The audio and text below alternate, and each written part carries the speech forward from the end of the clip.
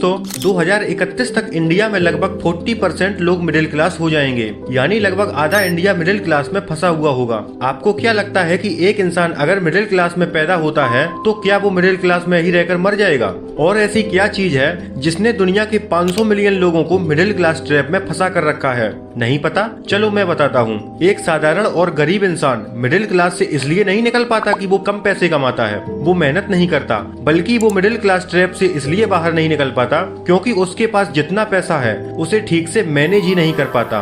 और पैसों को मैनेज कैसे किया जाता है उसे पता ही नहीं है, क्योंकि उसे कभी सिखाया ही नहीं गया, ना स्कूल के द्वारा ना उनके पेरेंट्स के द्वारा। इसलिए मैं आज इस वीडियो के जरिए कुछ सिंपल स्टेप शेयर करने वाला हूँ, जिसे फॉलो करके हमारे देश का एक मिडिल क्लास इंसान इस ट्रैप से बाहर निकल सकता है। बस जरूरत है तो थोड़ी सी फाइनेंशियल लिटरेसी की, क्योंकि हमारे देश में 76% लोग आज भी फाइनेंशियल इलिटरेट है, और इसी कमी के कारण इंडिया में अदर कंट्रीज के मुकाबले बहुत ही कम लोग स्टॉक मार्केट में अपना पैसा इन्वेस्ट करते हैं। अगर डेटा को देखें तो अप्रोक्स 162 मिलियन या 62% अमेरिकन स्टॉक मार्केट में अपना पैसा इन्वेस्ट करते हैं, जबकि ये संख्या इंग्लैंड में 33% है और चाइना जैसे देशों में 13% है। और अगर इंडिया की बात करें तो सिर्फ 5% लोग ही इंडियन स्टॉक मार्केट में अपना पैसा इन्वेस्ट करते हैं, जो कि काफी कम है। इसलिए इस वीडियो को अपने दोस्तों या रिलेटिव्स तक जरूर शेयर कीजिए, जिससे हमारे देश में फाइनेंशियल अवेयरनेस को बढ़ावा मिल सके।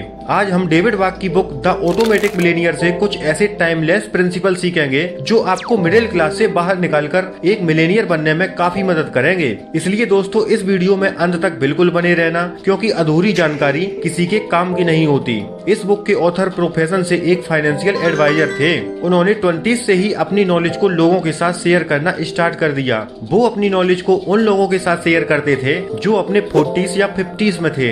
एक बार जब डेविड अपनी ही केबिन में बैठे हुए थे तो उनके एक क्लाइंट ने उनसे पूछा कि मुझे आपसे कुछ फाइनेंशियल एडवाइस चाहिए। तो ऑथर ने उनसे कहा कि कल अपनी वाइफ के साथ आना। तो अगले दिन वो कपल उनके ऑफिस में आ गया। वो लोग दिखने में बहुत ही ऑर्डिनरी लग रहे थे, जिन्हें देखकर कोई भी कह देगा कि ये लोग आम लोग हैं। डेविड के दिमाग में भी उस कपल की कुछ ऐसी ही इमेज बन गई थी। पति का नाम था जिम और पत्नी का नाम था स्विच। जिम 50 साल के थे और उन्होंने डेविड को बताया कि वो पिछले 30 सालों से एक ही कंपनी में काम कर रहे हैं और उनकी एनुअल सैलरी $40,000 है, जो कि अमेरिका में एक एवरेज सैलरी मानी जाती है। ये सब जानने के बाद डेविड ने जिम से पूछा कि क्या आपके पास रिटायरमेंट जितना पैसा है, क्योंकि रिटायरमेंट के लिए काफी सारे पैसे लगते हैं। ये सुनकर जिम ने अपनी पत्नी से कुछ कागजात दिखाने के लिए कहा। इसके बाद डेविड ने उनके कागजात देखे, जिससे उन्हें पता चला कि उनके बैंक अकाउंट में $4 लाख सेव हैं। उन पर किसी भी तरह का कोई लोन नहीं है। उनके पास 2 बड़े घर हैं, जिनमें से एक में वे खुद रहते हैं और एक को रेंट पर दिया हुआ है।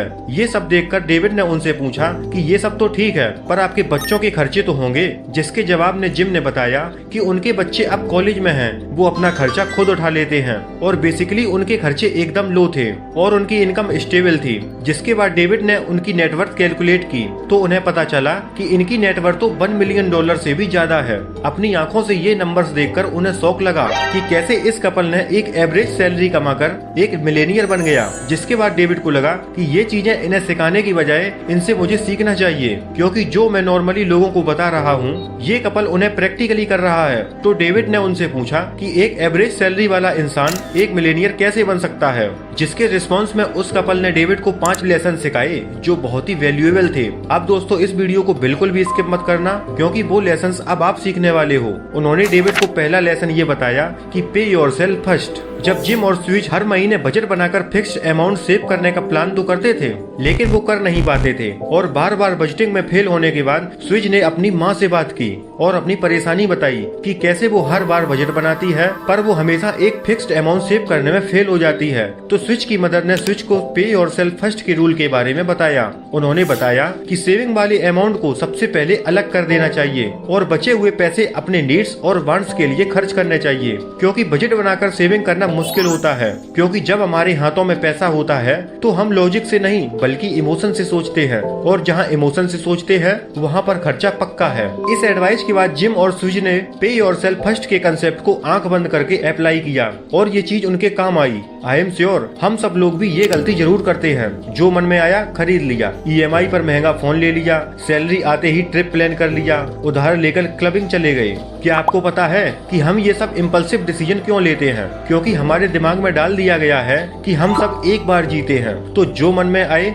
वो करो। लेकिन बाद में जब आप एक मिडिल क्लास बनकर रह जाओगे तब रोते मत बैठना कि यार मेरे सभी दोस्त अमीर बन गए, मैं ही क्यों मिडिल क्लास रह गया। अब भी आपके पास समय है इन्वेस्ट करने का, तो इन्वेस्ट करना शुरू कर दो। जिम और स्विज ने अपनी इन्वेस्टमेंट जर्नी की शुरुआत अपनी मंथली इनकम के 4% हिस्से से की थी। जिस कंपनी में वो काम कर रहे थे उसी कंपनी के रिटायरमेंट प्लान में इन्वेस्ट किया और उन्होंने छोटी सी शुरुआत की, लेकिन बाद में धीरे धीरे 10% तक उसी रिटायरमेंट प्लान में इन्वेस्ट करने लगे थे। तो चाहे आप बिजनेस करते हो या जॉब, आपको हर महीने अपनी कमाई का 10% शुरू में ही अलग कर लेना चाहिए और उसे कहीं अच्छी जगह जहां रिस्क कम हो और रिटर्न ज्यादा, वहां इन्वेस्ट करना शुरू करना चाहिए।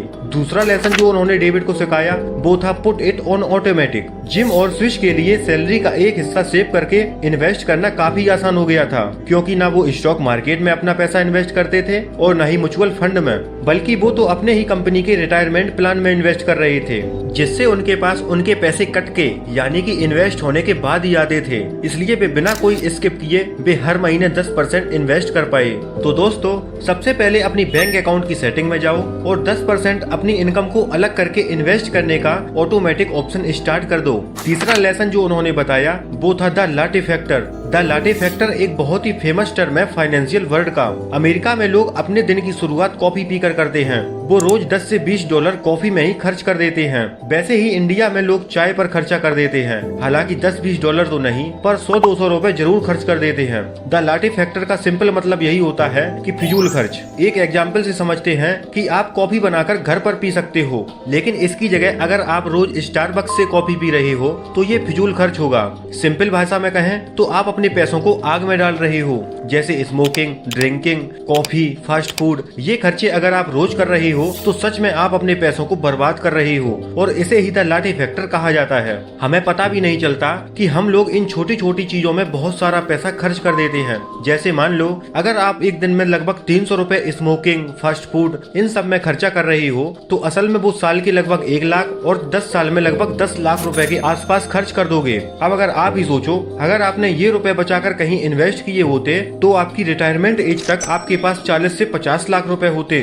चौथा लेसन जो उन्होंने बताया वो था फंड योर ड्रीम अकाउंट। अब आप सोच रहे होंगे कि अगर हम अपनी इनकम का 10 से 20% सेव करके इन्वेस्ट कर देंगे तो हमारा स्टैंडर्ड ऑफ लिविंग गिर जाएगा और हम अपने वांट्स को फुलफिल नहीं कर पाएंगे। इसका भी सॉल्यूशन है, आपको दूसरे अकाउंट में कुछ सेविंग्स करनी है और इस अकाउंट का नाम होगा ड्रीम अकाउंट। अगर आपको अपनी कोई भी डिजायर फुलफिल करनी है तो आप उसके लिए एडवांस में प्लानिंग करो। फॉर एग्जाम्पल, अगर आपको बाली घूमने जाना है या आपको खुद का बिजनेस करना है या रॉयल एनफील्ड बाइक ही खरीदनी है तो लोन लेने के बजाय आप अपने ड्रीम अकाउंट को भरना स्टार्ट कर दो। आपको हर महीने अपनी इनकम का 8 से 10% अपने ड्रीम अकाउंट में पैसे सेव करना स्टार्ट कर दो। तो ओवरऑल देखा जाए तो आप अपनी इनकम का 30% सेव करोगे, 20% रिटायरमेंट के लिए और 10% अपने शौक पूरे करने के लिए। एंड ट्रस्ट मी, वो 10% जो आप अपने ड्रीम अकाउंट में सेव करोगे वो स्टार्टिंग में आपको थोड़े मुश्किल लगेंगे, पर जब आप सब्र रखकर पैसे बचाकर अपने डिजायर को फुलफिल करोगे बिना किसी EMI या लोन के, तब जो आपको सुकून मिलेगा उसको शब्दों में बयान कर पाना मुश्किल होगा। और मान लो अगर आपको अचानक जॉब से निकाल दिया गया तब भी आपको ज्यादा स्ट्रेस फील नहीं होगा, क्योंकि आपने अपने ड्रीम अकाउंट में कुछ सेविंग्स की है जो आपको अब काम आएगी। मान लो आपके पास 1 साल की सेविंग है तो 1 साल बिना किसी दिक्कत के आप आराम से दूसरी जॉब में अप्लाई कर सकते हो। तो दोस्तों, अगर बात अच्छी लगी हो तो लाइक भी कर देना। लेसन नंबर 5 जो उन्होंने बताया वो था वाई एसेट्स। जिम और स्विच को अपने फ्यूचर की चिंता बिल्कुल नहीं थी, क्योंकि जो पैसे उन्होंने अपने रिटायरमेंट के लिए सेव किए थे वो तो उनके पास थे ही, साथ ही उनके पास एक एक्स्ट्रा घर था जिससे उन्हें रेंटल इनकम के रूप में पैसिव इनकम आती थी। पूरी दुनिया में फाइनेंशियल एडवाइजर्स के द्वारा रियल एस्टेट और घर हमेशा से ही one of the best investment माना जाता है, क्योंकि घर के 2 फायदे होते हैं। पहला ये कि उसकी कीमत हमेशा बढ़ती रहती है, दूसरा उसे रेंट पर देकर एक अच्छी खासी इनकम जनरेट होती रहती है। तो हमेशा एसेट बाई करने पर ध्यान दो। दूसरा सबसे अच्छा एसेट है म्यूचुअल फंड। जरा इन म्यूचुअल फंड को ध्यान से देखो। ICICI prudential blue chip fund जिसने एनुअलाइज लगभग 17% का रिटर्न दिया है। Motilal Oswal mid cap fund जिसने लगभग 27% का एनुअलाइज रिटर्न दिया है। Motilal Oswal large and mid cap fund जिसने लगभग 30% का एनुअल रिटर्न दिया है। अगर आप सेविंग करके अपने पैसे इनमें इन्वेस्ट करते हो तो आपको अप्रोक्स 18 से 20% का एनुअल रिटर्न बिना किसी टेंशन के मिलता रहेगा, जो फ्यूचर में आपकी वेल्थ को कई गुना तक इंक्रीज रीच कर देगा। तो दोस्तों, बात अच्छी लगी हो तो वीडियो को लाइक और चैनल को